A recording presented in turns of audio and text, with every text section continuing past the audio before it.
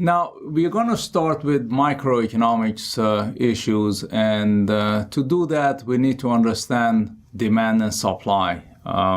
So the case at the beginning of this chapter, chapter 2, is talking about the copper industry and what has been happening to copper industry since the late 1990s all the way to the present time. When you read the case, you would see, you would understand a lot of fluctuation in the copper market in the past few years. Prices going skyrocket at one time, prices coming down, and you would see the impact of both macro and microeconomics on the price of copper. For example, the slowdown in the economy that started in 2008 caused slowdown in the housing market, and slowdown in the housing market caused the lower demand for copper, which is basically partly used in plumbing for new structure. You would also see the labor issues they had in the copper market in South America and how that would impact the supply side of copper. You would see, in addition, how the companies going to the marginal mines meaning the mines where the cost of producing copper is higher than other mines. Producers are going to these marginal mines because now they are becoming profitable because the price of copper had gone up so far that is making all these marginal mines profitable. Another issue when you read the case is talking about the substitution for copper. So when the price of copper goes way up, then people look for substitution for copper. And for example, in carrying electricity, you would see today that a lot of homes, when they use wiring, they used to use copper wire. Now they have gone to aluminum wire. Again, there are advantages, of course, to copper versus aluminum, but considering everything, aluminum seems to be much cheaper at the end than copper. So that's a substitution. That is a microeconomic issue. So again, make sure you read the case very carefully and understand it well. Now we go to demand. What is demand? Demand shows a functional relationship between price of a product and quantity demanded for that product. Basically, for any normal good, any normal product, the higher the price, the lower the quantity demanded for that product. And the reason for that, two reasons. One is called the income effect. The other one is the substitution effect. What does that mean? When the price of something goes up, given the fact that your income is constant, you would not be able to buy as much as before of this product because the price is higher. Therefore, quantity demanded will go down when the price is higher.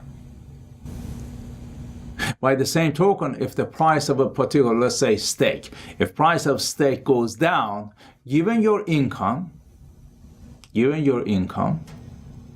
you would be able to buy more of the steak than before because that portion of your income which was going toward purchase of steak now can buy more steak, right? That is called the income effect. Another reason for this relationship between price and quantity demanded to be inverse relationship is called the substitution effect. And here is the reason. If price of steak goes up, if the price of steak goes up, then you figure at sometimes you know in your life you would eat fish, you would eat chicken, you would eat steak to get your protein.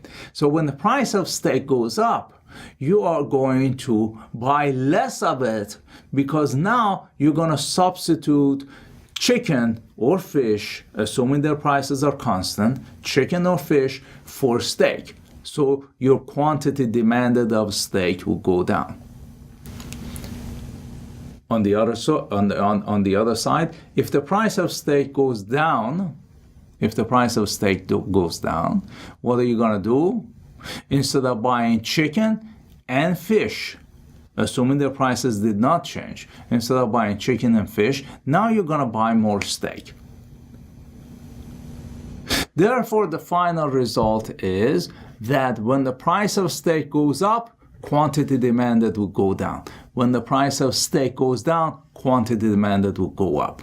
So we say there is an inverse relationship between price of a product and quantity demanded of that product. So we can write if price goes down, quantity demanded will go up. If price go up, quantity demanded will go down. So this inverse relationship is shown in this picture where quantity is on the horizontal axis and price is on the vertical axis, and you can see demand, which shows the relationship between the two, is downward sloping.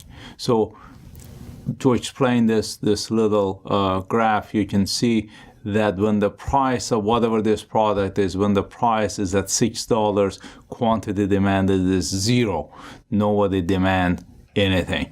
When price drops to $5, for example, then this many, whatever this is, I don't know, two units would be demanded. When the price goes to $4, then 4 units is demanded. When the price goes to $3, 6 units is demanded, and so on and so forth for different prices. And when you connect all these points at different prices and quantity, when you connect them together, you get a downward sloping demand curve, or demand line in this case, shown with the D. Again, showing the inverse relationship between price of a product and quantity demanded. When you show the relationship between these two variables, the price and quantity demanded, main assumption here is that other things which may impact demand are held constant. This is very important. So this graph shows the relationship between price and quantity demanded for whatever this product is, given price, given other variables remain constant. They call it ceteris paribus. What are these other variables we are talking about? We call them the non-price factors. These are non-price factors which do influence the demand. Of course, taste and preference, right? So taste and preference of the people would change the demand. Think of again a price of steak, right? Price of steak, let's say it is at $10 a pound, right? And people demand Q1 unit of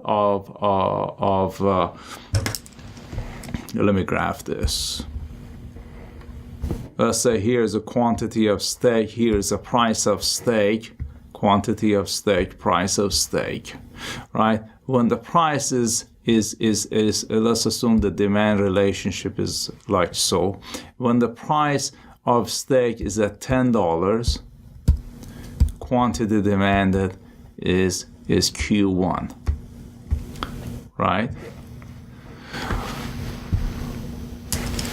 With regard to taste and preference, you say if people prefer steak more compared to other kind of meat available, then this demand can shift to the right. That means at $10, people now demand more.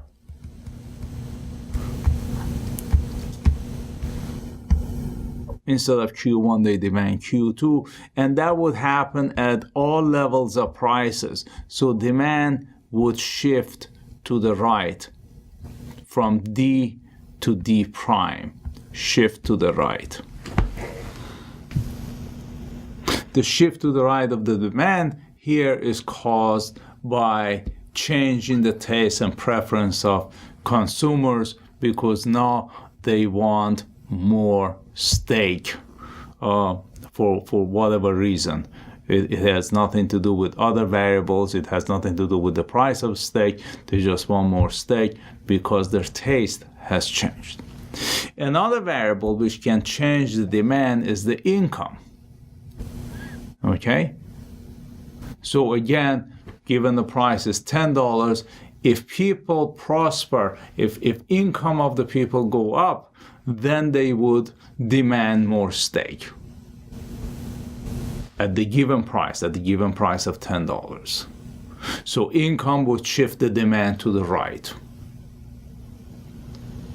Okay? When income goes up, demand for anything, any normal good, by the way, demand for any normal good would go up. It would shift to the right, given the price level. Another variable which would impact the demand for a product is price of goods and services which are related to this product. So you say if price of chicken goes up, again, you deal with one variable at a time. Okay, so everything else constant. If price of chicken is the only thing, if price of chicken goes up relative to steak and others, then people now switch from chicken to steak. So demand for steak will go up. If price of Japanese automobile go up, then people switch to more American or European automobile, assuming their prices did not change. So you can think of that about any product, any related good, right? Anything that changes. Oh, by the way, talking about related goods are two products can have three kinds of relationship. Number one, they are substitute for one another. They are substitute for one another. For example, steak and chicken, Pepsi-Cola and Coca-Cola.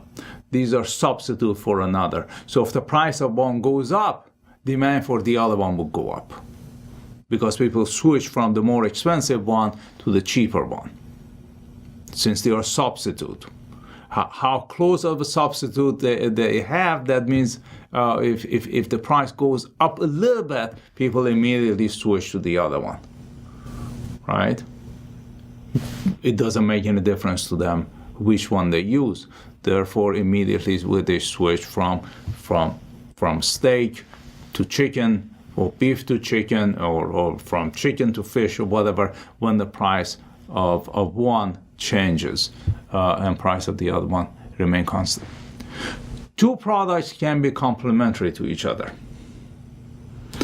Two products can be complementary, not two products. Two products can be complementary. So, for example, steak and steak sauce. Steak and steak sauce, right?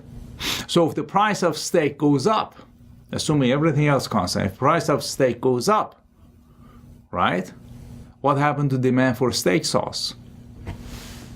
demand for steak sauce will go down, right? Price of steak up, people buy less steak. When they have less steak, they have less need of steak sauce. So demand for steak sauce will go down. This is when two products can be completely unrelated, right? So there is no, when the price of one fluctuates, it really does not impact the price of another one. If price of laptop computer changes, that does not impact your demand for steak, right? So products can be completely unrelated to each other. Going back to these factors, another factor that can influence the demand for a product is future expectation. Future expectation. So if you expect the price of a product to go up in the near future, if you expect the price of a product to go up in the near future, what you're going to do is you're going to buy it now. So your demand right now will go up for that product, right? So so for example, if you figure out housing in the next year or so, housing is going to go up, and you've been thinking of buying a new house. If you think your price of housing will go up in the year or so, then you would buy it now. Okay.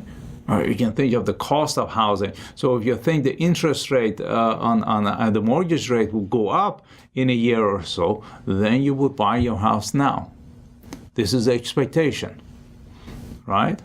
And of course, the opposite would be true. If you expect the price of housing to go down in the future, then you would postpone your purchase of housing.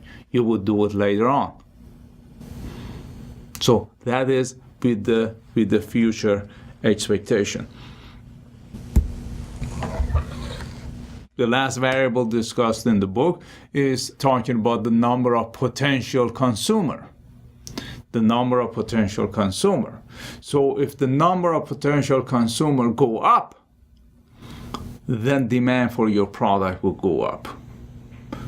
If the number of potential consumer go up, the demand for your product will go up. Automobile industries, American automobile industries, then the European automobile industries, the Japanese automobile industries, they have been very active in China. And because what they see is the potential huge market for their product, not only automobile industry, all industries. They see the potential is there. More than 1 billion people live in China, and their economy is growing faster than any other country, continuously and constantly, year after year. They are doing better. So their income level is going up. So when their income level will go up, their demand for product will go up. So for automobile companies and other companies, they see this as a potential market for their product, expansion of the market for their product. So they would want to have a presence in China. So a lot of companies, or the Korean companies, also the Japanese companies, they are setting up plants in China to be able to answer to this huge surge in the demand for the product. And that would benefit their demand. Their demand will go up. Therefore, sale will go up, and consequently, their profit will go up. Which, by the way, that's the whole goal. As a manager of a company, your objective is to increase profitability, right? Increasing profitability. So what you want to do is increase revenue and reduce cost, right?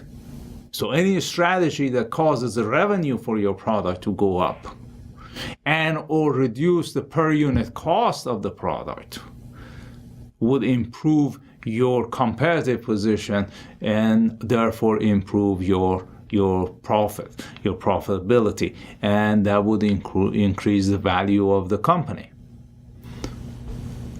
So again, the objective of the firm is through increasing profit is to increase the value of the company.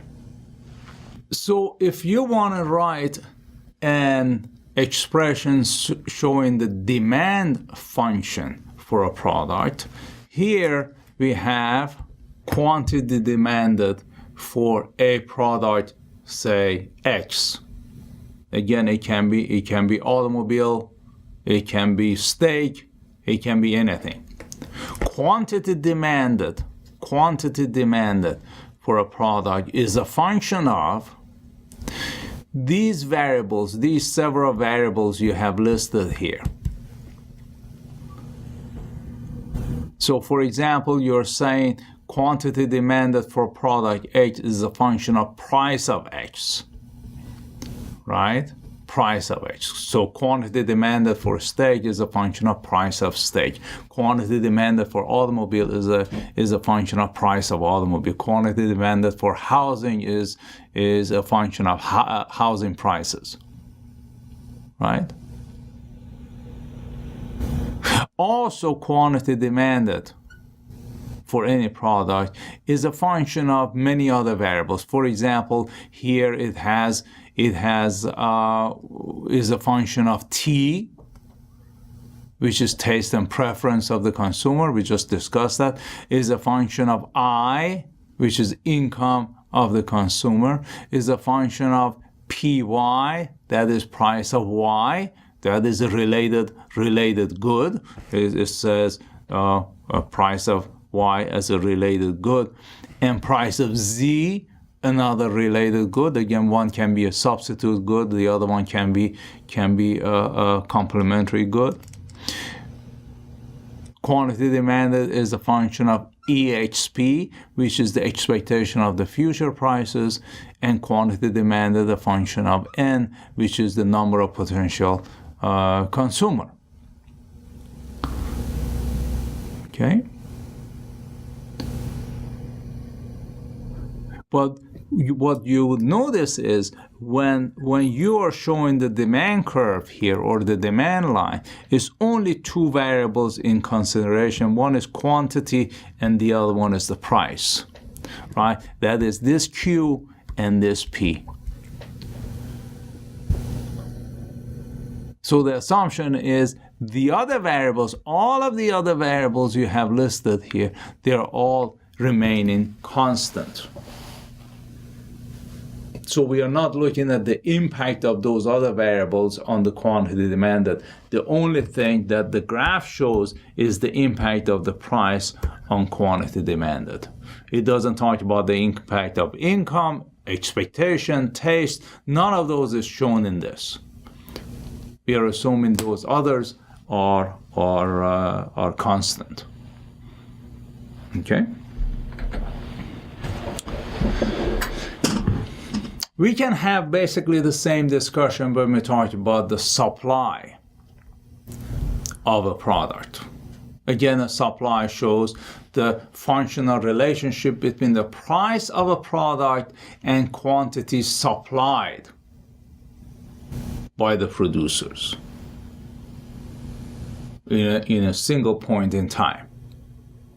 So you can see in this case, the price and quantity would be positively related, or they have a direct relationship. So when the price is P1, for example, quantity supplied, we call this S. Quantity supplied is Q1. When price goes up to P2, this shows quantity goes up. When price goes up, quantity go up to Q2, right? So the relationship in the supply line or supply curve is direct. So we say if price goes up, quantity supplied goes up. If price goes down, quantity supplied would go down. There is a direct relationship, and that is shown with this green line here, with this green line having a positive slope. Okay? So same as before, when we are expressing the supply in a two-dimensional plane, you only consider two variables, which is the price and the quantity supplied. And other variables that may influence the supply are assumed to be constant. Again, ceteris paribus. What are these other variables or other factors which can influence the supply? They are listed here. The state of technology. Technology is something that can change the supply. How would they change it? Let's look at here is Q, here is the price of the product. Let's say here is the supply, S1. Here is the supply. So it shows at this level price, P1, producers are willing to produce Q1 unit of the product. Okay? Now, let's say the state of technology is improved. So when the technology is improved, we can be more cost effective. We can produce the product at the cheaper level. We can produce product at the much lower level. So, okay, if we can produce it at the lower level, then we are able to provide it to the market at the lower price. Therefore, for the same price that exists in the market, now we would be willing to produce more.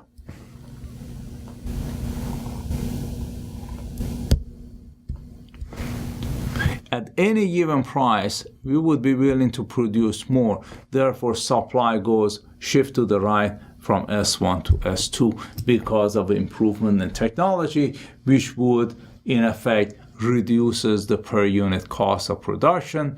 Therefore, at any given price, the suppliers would be willing and able to produce more. So when we say supply shift to the right or demand shift to the right, that means increase of supply or increase of demand. When demand or supply shift to the left, that means decrease of the supply or demand. So if you look, for example, here, the second variable, input prices, such as the price of material, the price of labor, interest rate, the technology prices. If input prices change, let's say labor costs go up, assuming everything else remains constant, labor costs go up, right? Now, producers at the given price that they were willing to produce so many units, now that given price is no longer profitable for them. So they would reduce their production. Some of the producers cannot offer it at that price, so they would have to close down. So supply in that case would shift to the left. So if input prices go up, supply goes down. Input prices go up, supply shifts to the left. Okay, again, input prices has to do with the cost of capital, with the cost of labor, with the cost of raw material, with the interest rate, whatever you can imagine that has to do with production level. Another variable is prices of goods related in production. So the prices of related goods in production, for example, if you can use your resources, you can use your inputs to produce two different products, two different product lines, and you can switch between them easily. So if the price of one goes up, one production line, the price of the product goes up and the other one relatively stays low, then you would switch your inputs to these higher prices of output, right? Therefore, supply of this first product will go down in the market. Okay? So you're producing two products, product A and B. Price of A goes up in the market. What are you going to do? You're going to switch and produce more A because that's now more profitable than B. You're going to reduce the supply of B and increase the supply of A because of what happened in the market. So those are related goods. Also, you have future expectations. Future expectation is if you are producing a product and you think the product would go up in price in the future, then you're going to hold back now. You're going to reduce the supply to the market now in the expectation of selling it in the future and making more profit in the future for yourself. Okay, so that would be the future expectation. And finally, the supply in the market depends on the number of producers. So the more producers you have, the higher the supply would be in the market at any given time. So if producers, other new producers come from other industries to your industries, that means the supply will go up in your industry of that particular product. The supply function. Again, the same as with the case of the demand function, the supply function would be, function of several variables. And this one, it shows that quantity supplied right here is a function of price of that product, PX.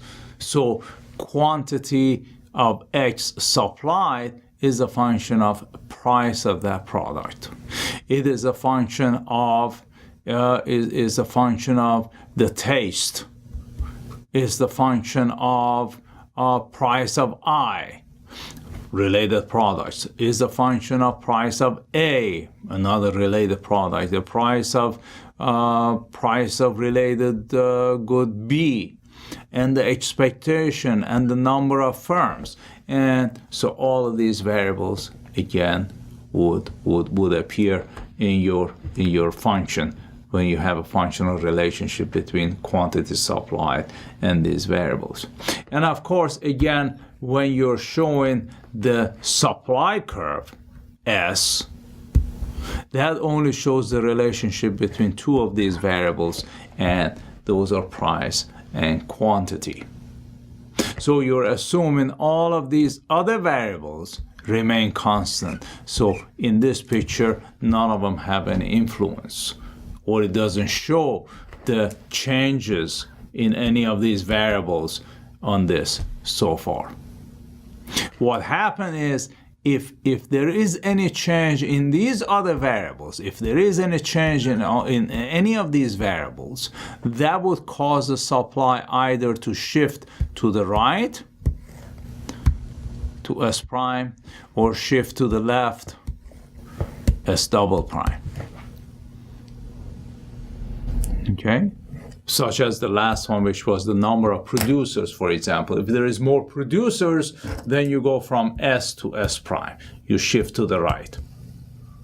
If there is less producers, some producers drop out, then the shift would be to the left. So again, that on the two-dimensional graph, we can only show two variables, which is price and quantity. The influence of other variables would be shown by a shift in supply. The same thing we had with the shift in demand curve.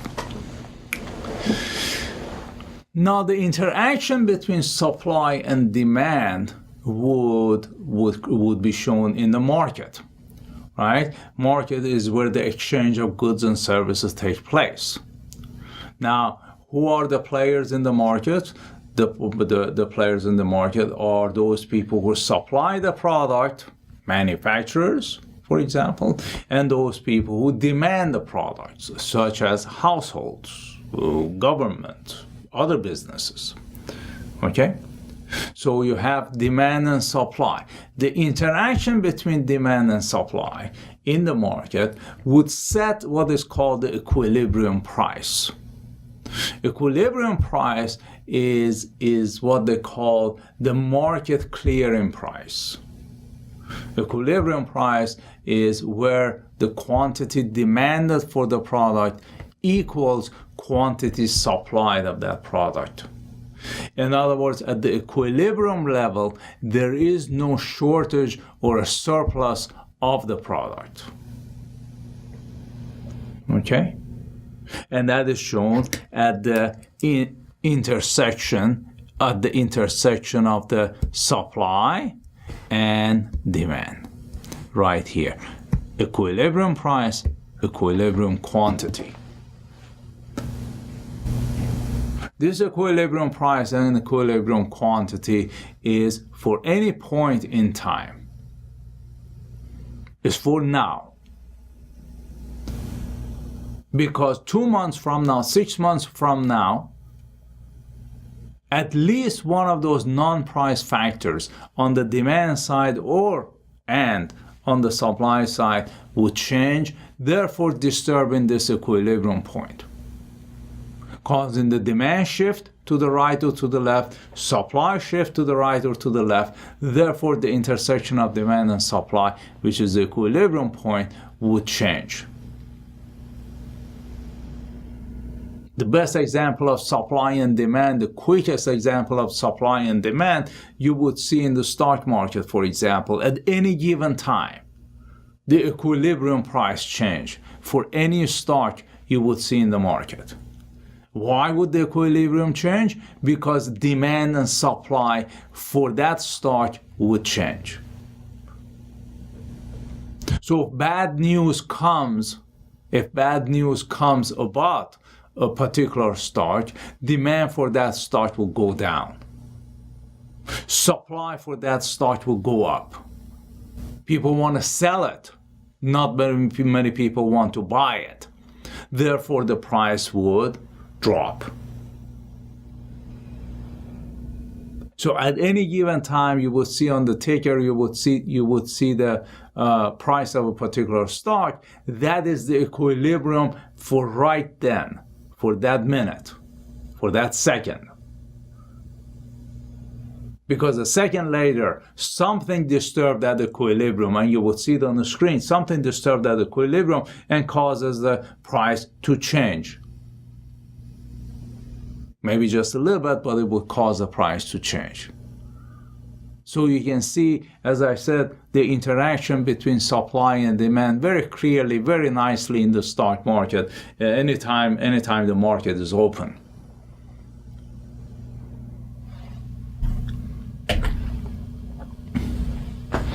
So what we are showing here in this next picture, we are showing that the price is set for some reason at the level above the equilibrium. Here is the equilibrium price, PE.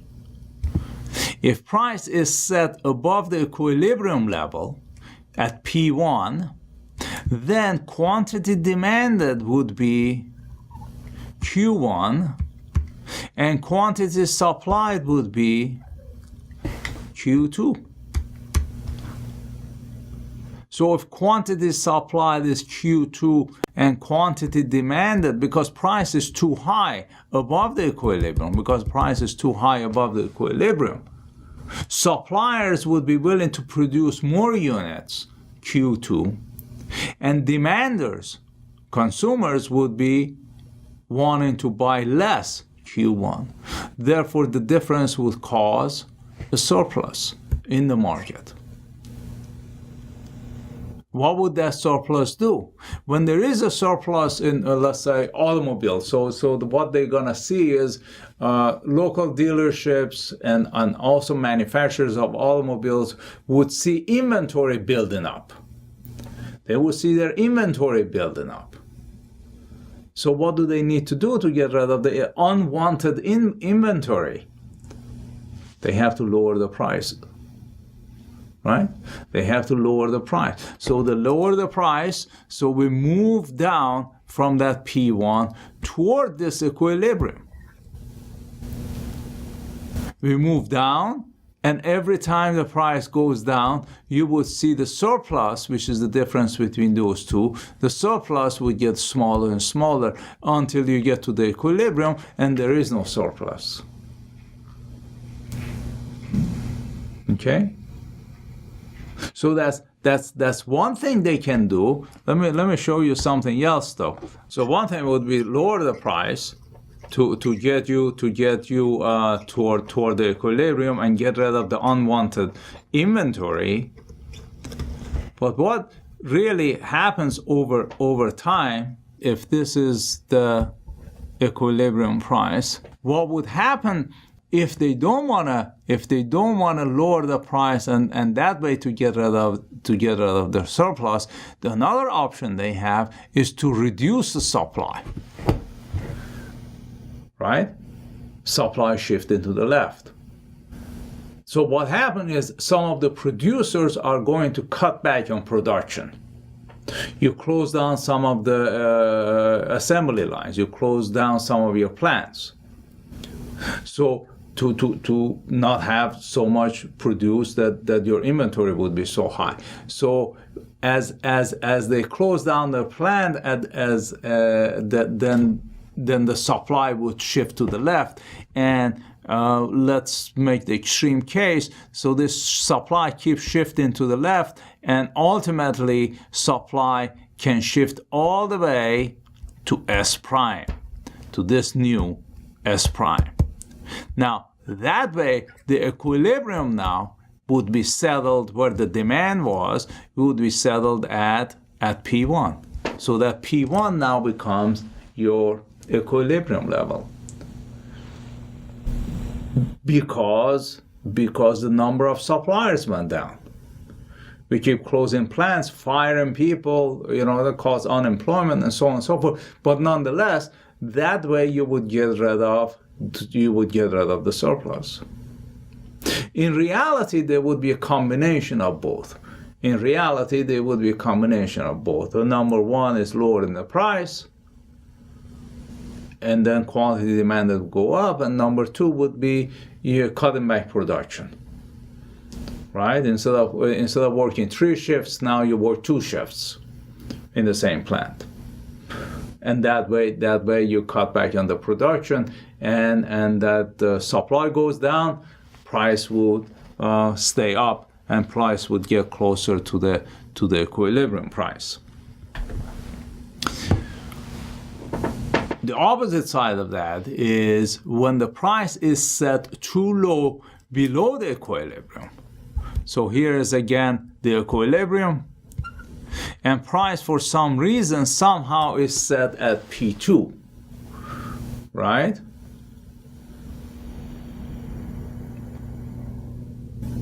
Now, a good example of that is what happened in the early 70s and late 1960s, the rent control in big cities like New York City.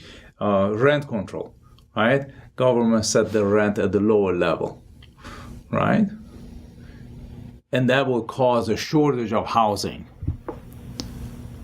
right? There would be a lot of people who would demand to get housing at that low level, but nobody would be willing to supply it at that low level because it's not profitable to them.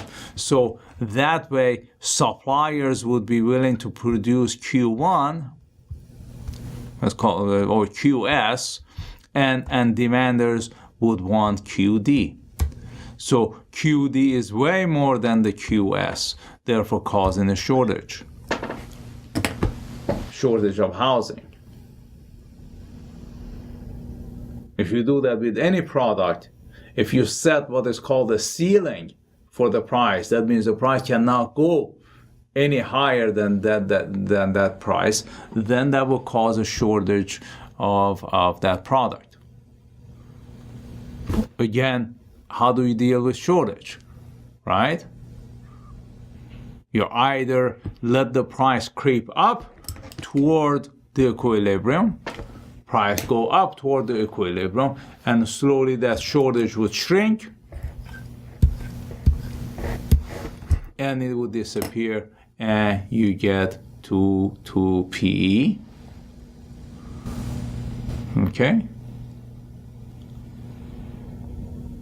Or somehow reduce the demand. You can reduce the demand, right? People realizing they cannot get any at P2, they start forgetting about it, and they're not going to demand it. Then demand would shift all the way to the left to D prime. So it would settle at this equilibrium, the new equilibrium at the price of P2.